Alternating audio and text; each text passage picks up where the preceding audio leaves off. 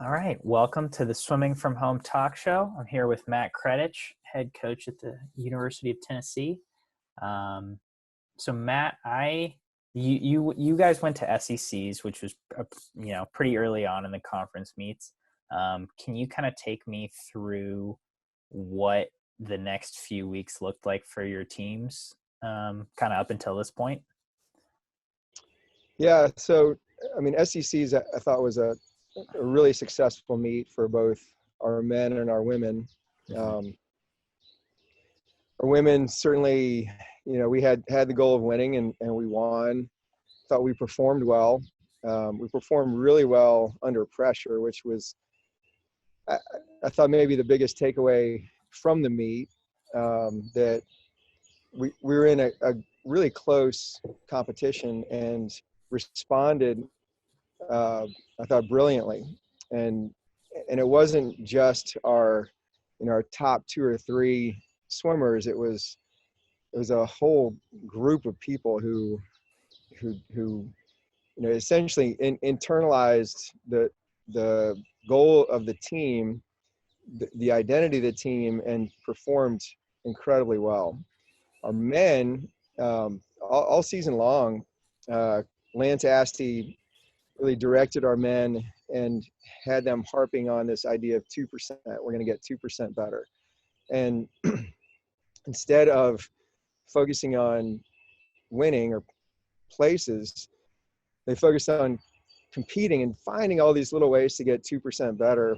And it was kind of awesome because we had a lot of great swims that might not have really made headlines, but they were swims that allowed the guys to cross that 2% threshold, and guys were celebrating like like as they should, as if they had won something.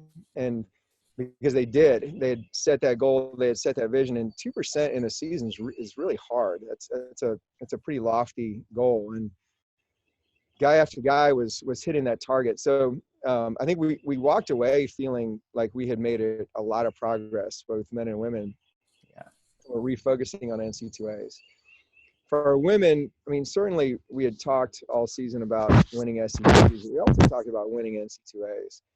And that's why I felt like the performance under pressure was such a big step for us, because I knew we were walking into an NCAA meet where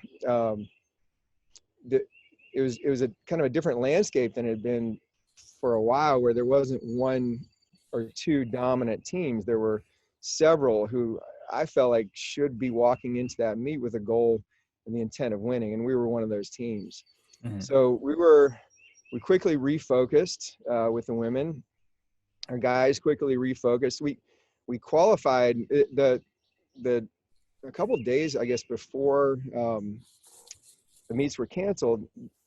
We learned that we had the biggest group of men to qualify for NC2As from Tennessee in something like 10 years. So guys were riding high because we had a couple guys on the bubble who we knew got in. Mm-hmm. Our divers performed really well at zones, both men and women. We were going to take several divers, both male and female, to the NCAA meet, and then things started really escalating, I think, worldwide with the coronavirus and cancellations. And by that Thursday, it was Wednesday night, I think it was the night that they canceled the NBA season. And at that point, the writing was definitely on the wall. And that afternoon, we called a team meeting. And right before the team meeting, we called a team meeting to basically say, get ready for this. Right before the team meeting, it was announced. And so we had a couple of really difficult meetings with the men and women. And within a couple of days, the facility had shut down. We've been told we can't practice, and people really had to disperse. So for everybody, including us, it moved quickly. Last, I don't know how long it's been, 2 weeks. last 2 weeks, we've been, keeping in contact with people, and for a week we had the ability to train our pros in an off-site facility that closed down at the beginning of the week, and they've dispersed. We're getting videos and getting reports and communicating with people all over the country and the world about life in their situations right now, and they're all active, they're all doing something, but nobody's swimming. Yeah. So how does, for you in your position, for the head coach position, how has your daily role changed? I'm sure pretty drastically. But like, for instance, yesterday, what is your day-to-day looking like now? Yesterday, well, so recruiting is still happening, and Okay. there's a lot of activity in recruiting. I'm also a father and a husband, and I've got 3 college boys who are home, which is wonderful. So it's life around the house. I'm trying to get some time each day to really focus on running a college team, and time each day to also enjoy this blessing of having my son's home, which I hadn't counted on, and I really do treasure. So yesterday last night we had a big pizza making extravaganza, and we have a wood fired oven that I make pizza in, and it's kind of an awesome thing. I wouldn't say I'm addicted to it, but I'm obsessed with it. And so I spent a lot of time yesterday getting ready for that. Nice. Spent some time recruiting, spent some time exercising. Also, we're this week we've had some Zoom meetings with each class, that incoming and outgoing classes. So we've had a chance to see everybody on the screen and check in with them. Still trying to help find some limited opportunities for swimming, whether it's outside, some residential pools, some potentially endless pools for our pros. Mm-hmm. So I'm working on a lot of different things, but I mean, to be honest, it's difficult there's no routine for sure. And after 15 years of coaching at Tennessee, I've realized I've really come to rely on routine. Wake up, make my breakfast, have coffee, head into the office, do my stuff at the office. I have set times each day when I do things, and now that's been upended. So it's been good for me. I've certainly been able to sleep a lot more, which is I think ultimately really good, but still trying to create another routine. Yeah, definitely. So, obviously we found out this week, I think, that the Olympics were postponed, not Yep. canceled. I think that was this week. Did that help you establish a routine, kind of having that knowledge and knowing that? Yeah, it actually lifted, I think, some, it helped me think a little bit more clearly. Mm-hmm. As long as in my mind trials is going to happen in 12 weeks, I felt like we have to get the people that we can into the water. Like this is a competition, and if we have to be ready in 12 weeks, we got to do everything we can to be ready. And in this situation, this is rarely the case, but in this situation, that involved risk. When Mm-hmm. we're, say, take the 8 pro athletes that we have, they have their little circles that they're in. And then when we get together, even if we're practicing responsible social distancing, we're bringing, potentially, we're creating a situation where disease could spread. And even if it's a small risk, it's an additional risk. And so lifting the pressure of preparing, I think allowed me to think a little bit more clearly about, okay, what are the situations where there's zero risk? And we were looking at a pool situation where there was a little bit of risk, especially to the people who own the pool. And we all decided we just can't do that. I think we decided that on the day that they canceled the Olympic Games. So that's essentially given all of us space to take a deep breath, Yeah. and start, asking questions like, okay, well, how can we come out of this break from swimming better? And I had a really cool Zoom meeting with a couple of other coaches yesterday to talk about that very thing. And like, how do we take this and rethink what we're doing? So getting out of a routine allows us to take a step back and examine the assumptions that we make that the routine is based on. Like, we assume that it's good to be swimming 50 weeks out of the year, 9 practices a week.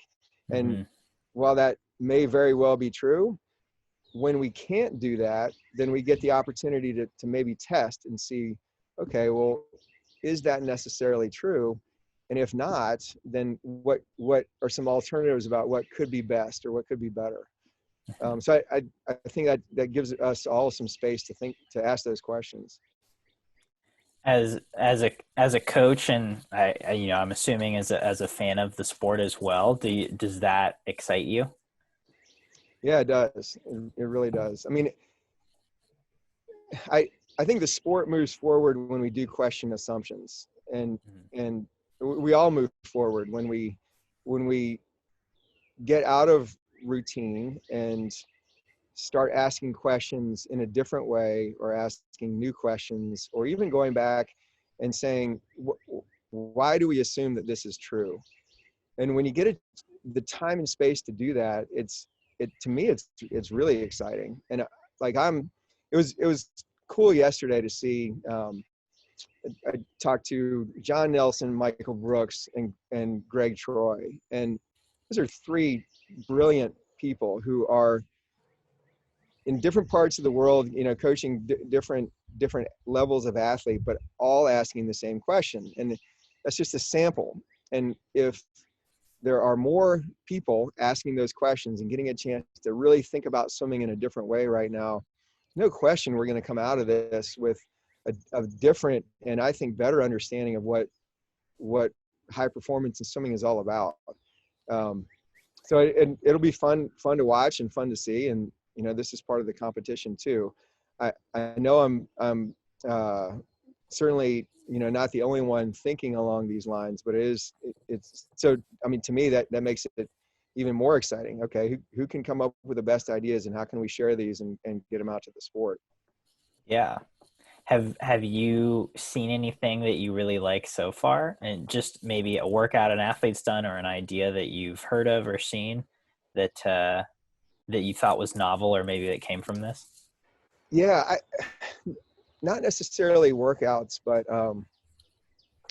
just ideas. Like, so and this is something I'm working over in my own head. It's certainly not fully formed, but I mean, we know that that every day our bodies change, right? So if you wake up, sit on the couch all day, go to bed, your body has changed, and probably not for the better if you're a high performance athlete. If you wake up and go to 2 practices and have a strength training session, eat well, then your body has also changed. And we hope that that's for the better if you're a high performance athlete. But there's a wide range in between those 2 possibilities. And, if you wake up and you're sick and you practice, your body's going to change, and probably not for the better. So what we're doing as coaches and athletes is trying to direct the changes in your body. And in order to direct those changes, we need to have an understanding of what stimulus creates what change.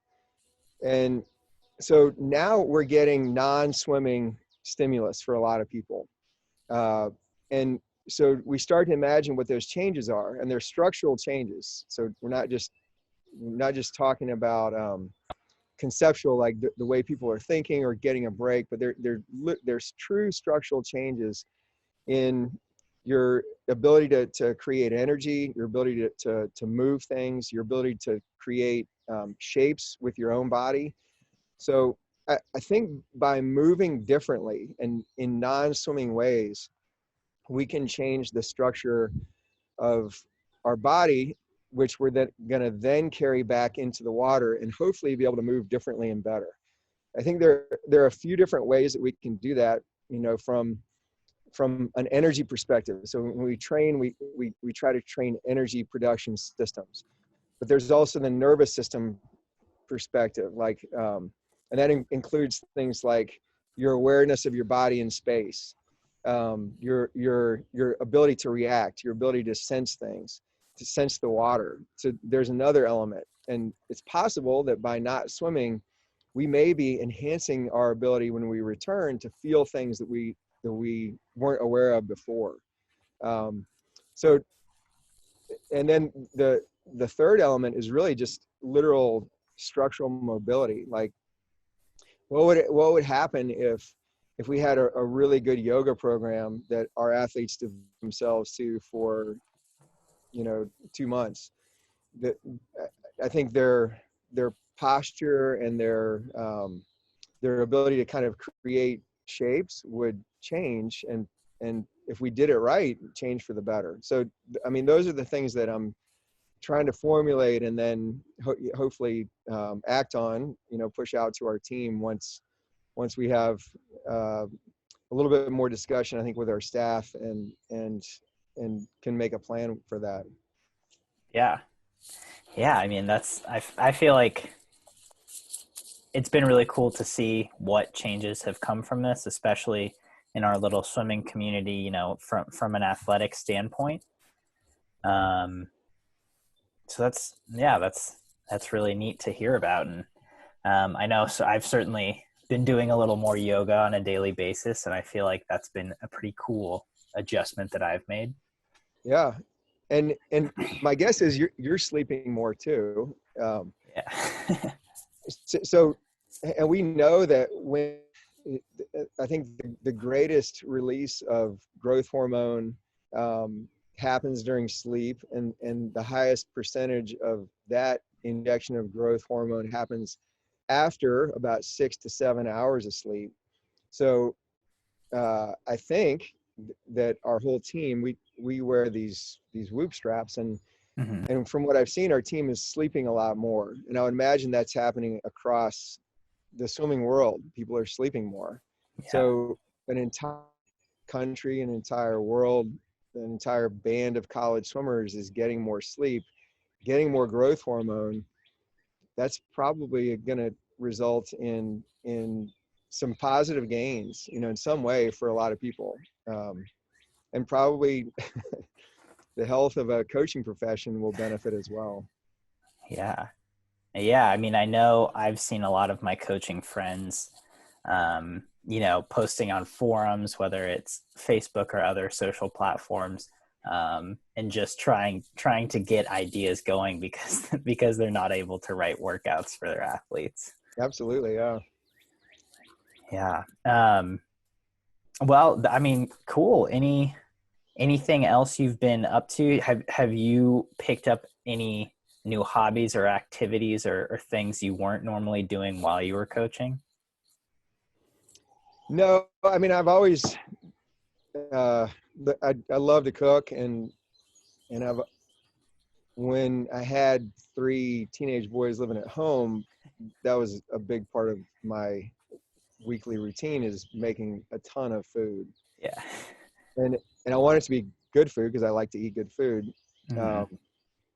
This was the first year of my wife and I having an empty nest, and now with the 2 who had gone out of town back, and both of them are college swimmers, the amount of food that I'm making is returned to like pre-empty nest levels, which is probably 4 times the amount that Kim and I were consuming. So it's been fun. It's taken up a lot of my time, and I've tried some new things there.